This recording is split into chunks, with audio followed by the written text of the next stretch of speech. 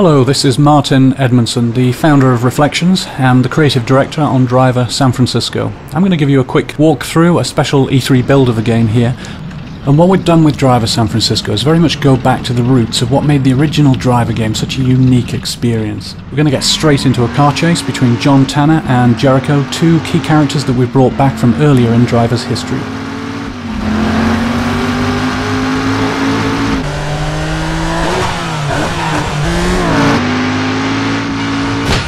Other things we brought back, this sort of classic back alley action, smashing through garbage and bursting back out onto the streets, all that's back.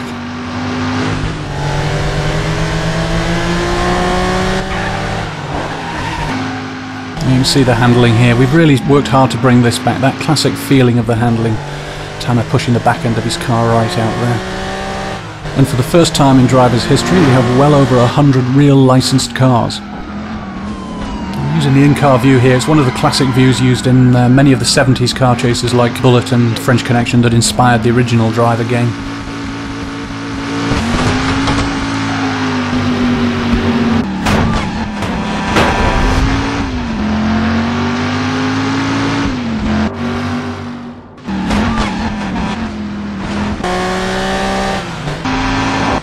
Bang! Right, so that looks like the end of Tanner's chase.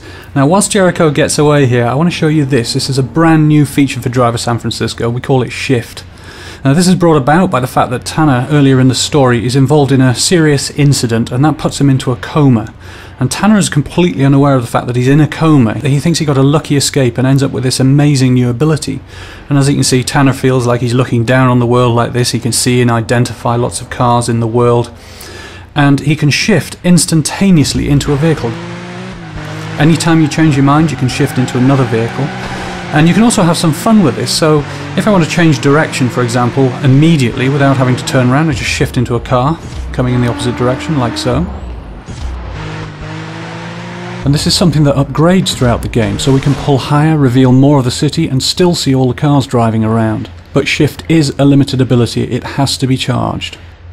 And ultimately it upgrades to reveal the whole city in its entirety. Now, as you can see, this is a massive area. It's 208 miles of road, and that makes it one of the biggest open city driving environments in any video game. And what it gives to the player is a truly diverse experience of different driving styles.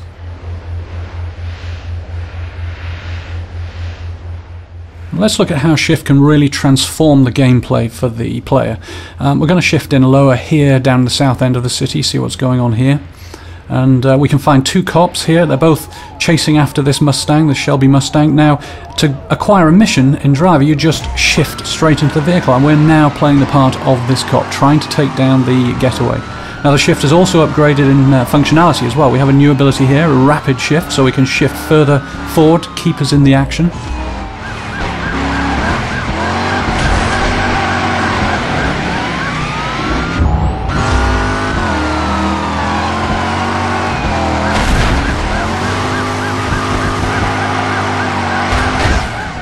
Overcooked it there. The other guy goes past, shifts, keeps us straight back up there, right behind the Mustang again. Now, when Shift really becomes interesting is when the player starts to treat the vehicles in the city as tools. So we're going to use Shift now to see if we can end this chase for good.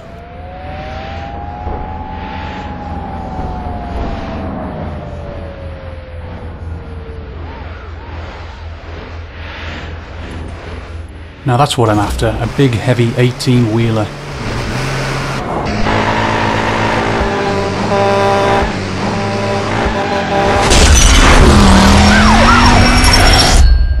Well, thank you for watching, and I hope you enjoyed this very early preview of Driver San Francisco.